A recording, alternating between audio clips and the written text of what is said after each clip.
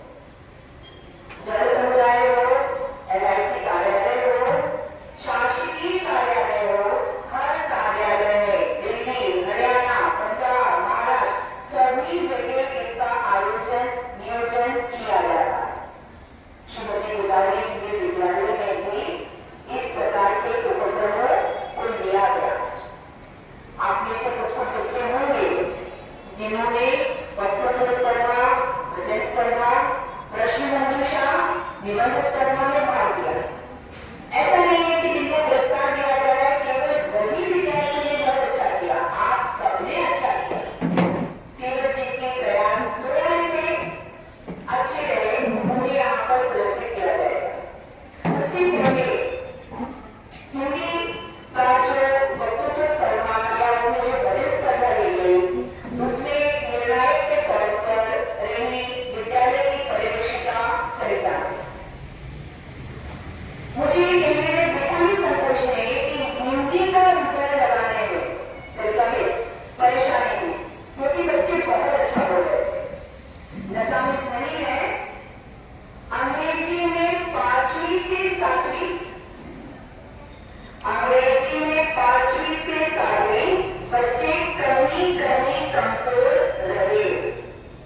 और बच्चों, हमने उसका नियम बनाया था, Suman miss, Kiran miss, Saroj miss, Shweta miss, Manisha miss, सबने मिलकर के इस नियम बनाया था कि वक्तव्य स्पर्धा और भजन स्पर्धा के लिए केवल 2 मिनट दिए जाएंगे।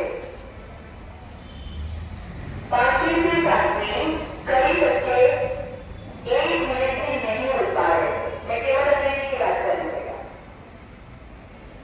मराठी में और हिंदी में बच्चों का प्रदर्शन बहुत अच्छा रहा, तो बच्चों को वक्तव्य स्पर्धा के लिए, भजन स्पर्धा के लिए जिन बच्चों को प्रथम पुरस्कार मिला, सर की तरफ से ये निर्देश आया कि उनमें से कुछ के भजन और भाषण सभी बच्चों को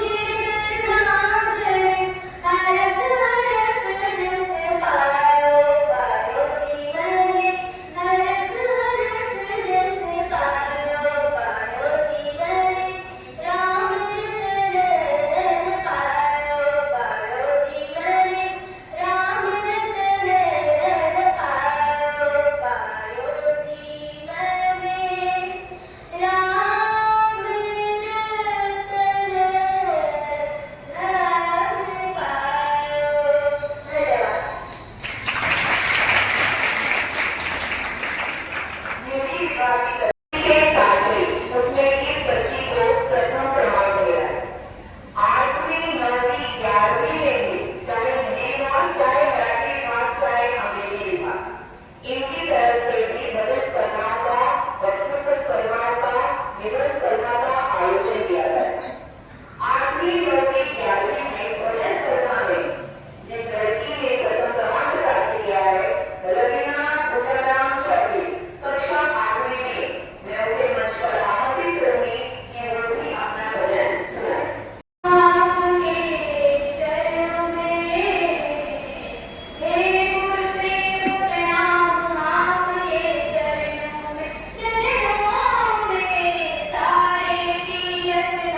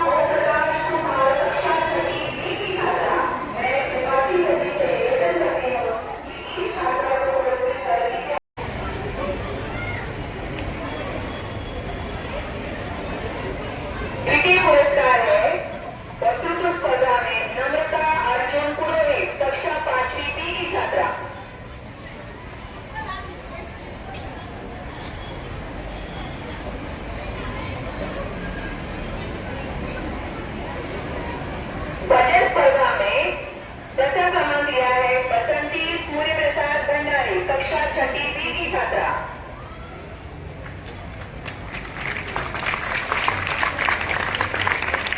अपने लोग हमेशा प्यारे होते हैं।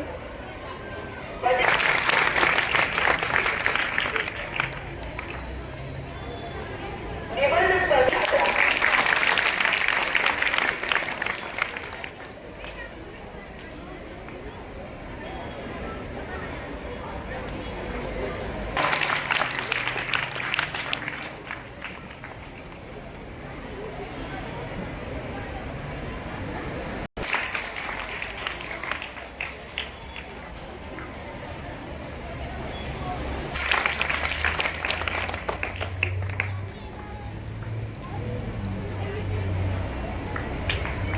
भजन स्पर्धा में प्रथम क्रमांक पर रही रवीना मुंडाराम चौधरी, कक्षा 8वीं बी की छात्रा।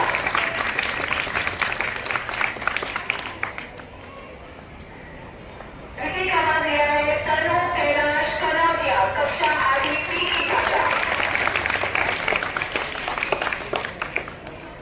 निबंध स्पर्धा में प्रथम क्रमांक लिया है सोनी पूर्णचंद्र विश्वकर्मा, कक्षा 8वीं बी की छात्रा।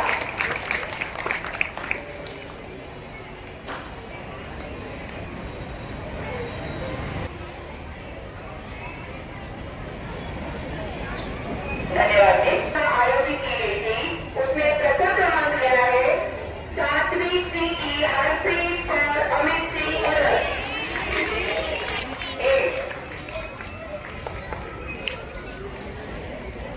समझ लीजिए, थोड़ी बहुत गलती हम भी कर सकते हैं, है ना।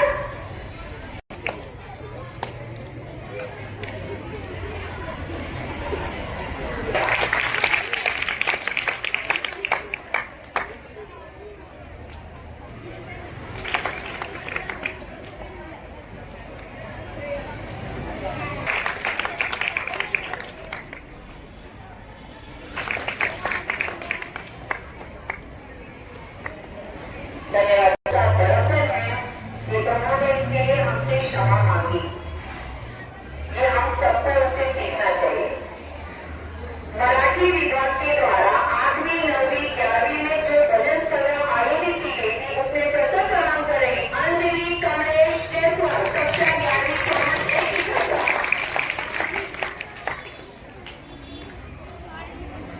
द्वितीय क्रमांक पर रही कुंजन पूरब सिंह भाटी, कक्षा 8वीं बी की छात्रा।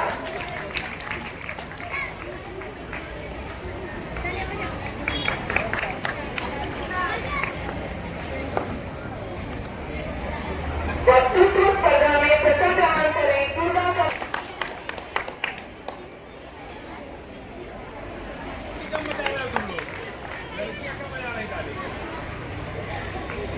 तालियां बजा। निबंध स्पर्धा में द्वितीय क्रमांक पर रही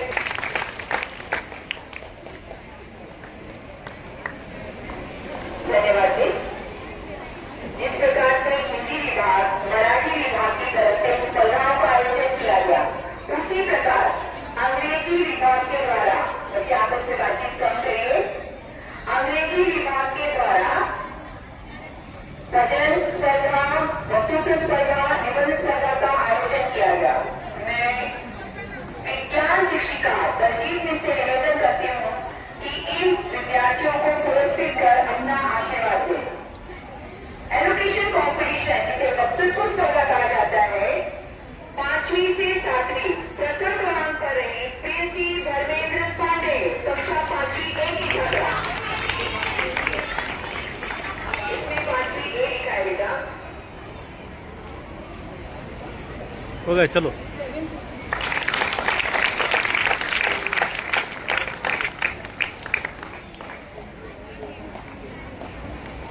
बच्चे गलतियां बहुत जल्दी पकड़ लेते हैं। हम भी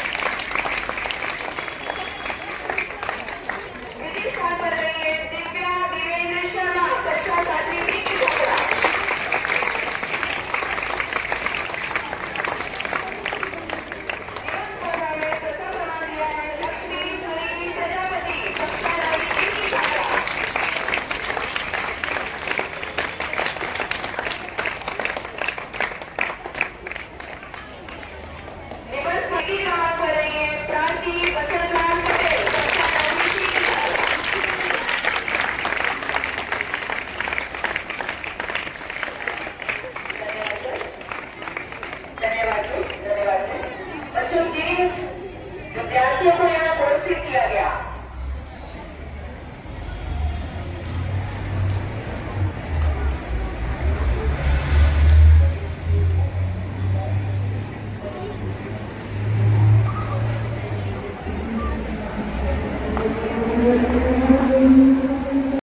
कुछ ज्यादा ही रहा होगा, इसलिए उनको यहाँ पर पुरस्कार दिया गया। आप भी उसमें से रह सकते हैं। कहते हैं ना बिजली कौन है, जहां से हम चलते हैं वहां पर आते हैं। इसीलिए आपको कहा गया आज आप दूसरों के लिए ताली बजाएंगे, निस्संदेह कर आपके लिए भी ताली बजाई जाएगी। एक बार अपने लिए ताली बजाइए।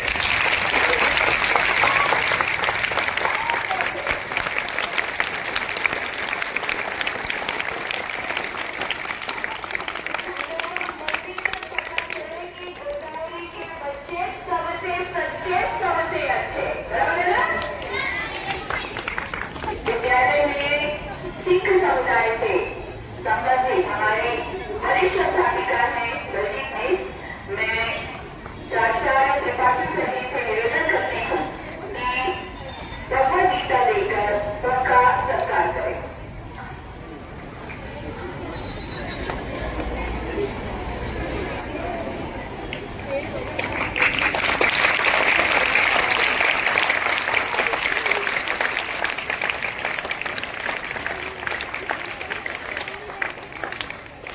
मुस्लिम धर्म है, इस्लाम धर्म है, ऐसे ही सिख धर्म है। और अगर आप पूरे इंडिया में देखें तो सिख धर्म की जो टोटल जनसंख्या है केवल 2% है। और आपने सुना भी होगा कि सिख धर्म जो है कभी भी कोई अच्छे काम करने के लिए, कुछ अच्छे काम करने के लिए पीछे नहीं हटा। और ऐसे ही जो हमें सीख मिली है ये हमारे गुरुओं से मिली है। और सिख धर्म में कुल 10 गुरु हैं और गुरु तेग बहादुर जो है वो 9वें गुरु थे, जिनके पिता का नाम हरकिशन राय था। हरकिशन राय जो थे वो 7वें गुरु थे और इनके जो अच्छे विचार थे उन्हीं के आधार पर उन्हें गुरु माना जाता था। और इन्हीं हरकिशन राय के जो सबसे छोटे बेटे थे वो तेग बहादुर थे। इनका नाम वास्तव में तेग मल रखा गया था, लेकिन जब ये 7-8 साल के थे तो किसी युद्ध में इन्होंने बहुत पराक्रम दिखाया और सभी ने उनकी तारीफ की। इन्होंने तलवार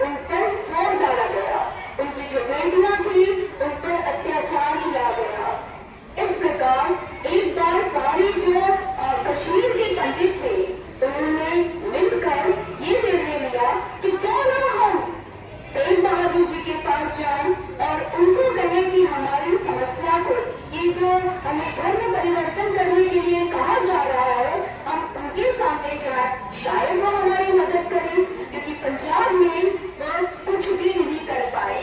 तो सारे कश्मीरी पंडित जो है वो तेग बहादुर जी के पास फरियाद लेकर जाते हैं और तेग बहादुर जी उनको आश्वासन देते हैं कि मैं अपने प्राण दे दूंगा, लेकिन आपकी रक्षा करूंगा, आपको धर्म परिवर्तन करने के लिए ऐसा मजबूर नहीं कर सकते ये मुस्लिम जो आक्रमण कर रहे हैं। और इस प्रकार उन्होंने उसमें अपनी जान दे दी, उनकी मृत्यु हो गई और इसीलिए उनको जो है वो नाम दिया गया हिंद की चादर, क्योंकि उन्होंने कश्मीरी पंडितों की जान बचाई थी। तो इससे पूरी जो 350 ईयर्स हो गए, 350 साल हो गए गुरु तेग बहादुर जी की शहादत को, इसलिए पूरे भारतवर्ष में उन्हें सम्मान देने के लिए पूरे भारतवर्ष में ये शहादत को बहुत धूमधाम से, मतलब लोगों को पता चले कि गुरु तेग बहादुर क्या थे, उन्हें हिंद की चादर क्यों कहा जाता है, इसलिए जगह जगह पर ये कार्यक्रम कराए जा रहे हैं। ठीक है, तो हमें भी अपने जो असूल हैं उन असूलों से डगमगाना नहीं चाहिए। अगर हमें बाहर से कोई लालच दे रहा है, कोई प्रलोभन दे रहा है कि तो मैं तुमको ये दूंगा, ये करूंगा और आप अपना मन बदल लो, ऐसा नहीं करना चाहिए।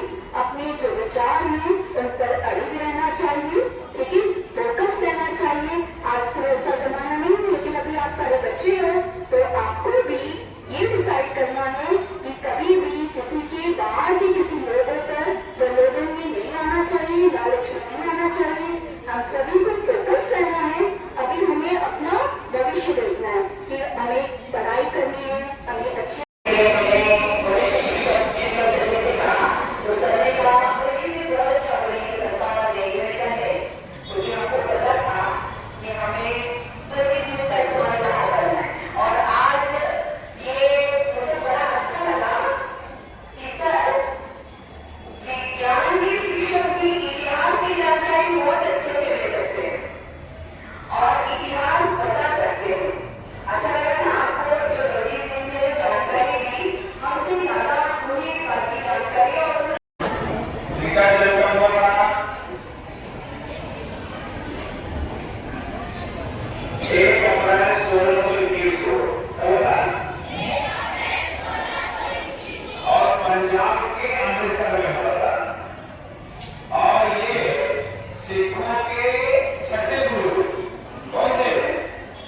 नब्बे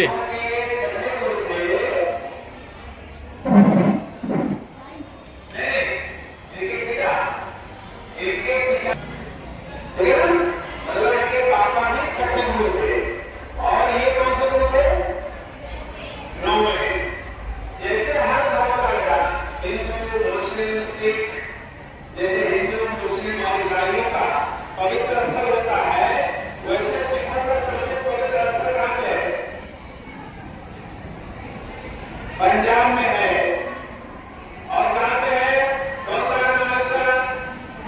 पंजाब के अमृतसर में स्वर्ण मंदिर है। क्या है? सिख धर्म हिंदू धर्म से ही निकला एक धर्म है। इसे क्या है? और इनको लड़ाका जाति बोलते हैं। इसके लिए जब यहाँ पर भारत में मुस्लिम आक्रमणकारी आए